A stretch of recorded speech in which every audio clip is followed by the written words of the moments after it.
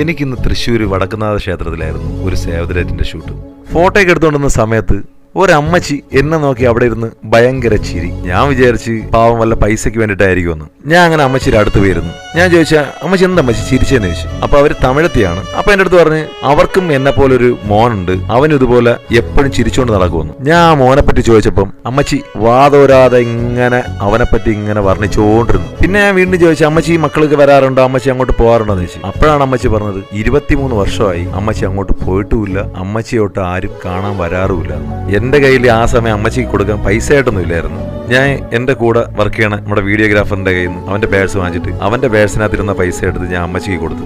ഞാൻ കൊടുത്തതല്ലാതെ അമ്മച്ചിയുടെ കയ്യിൽ കുറെ പൈസ ഇരിക്കണ ഞാൻ കണ്ടു. ഞാൻ ഈ പൈസയൊക്കെ എന്ത് ചെയ്യുമെന്ന് ചോദിച്ചപ്പോൾ പറഞ്ഞു എന്തെങ്കിലും ഒരു ദിവസം എന്റെ മോന് കൊടുക്കാനാണെന്ന് പറഞ്ഞു. സത്യം പറയാല്ല, ഇതുപോലൊരു നിഷ്കളങ്കയായ ഒരു അമ്മയൊക്കെ കിട്ടുന്ന ആ മോൻ പുണ്യം ചെയ്തവനായിരിക്കണം. പക്ഷെ അവന് ഈ അമ്മയെ വേണ്ട. നിങ്ങൾ എത്ര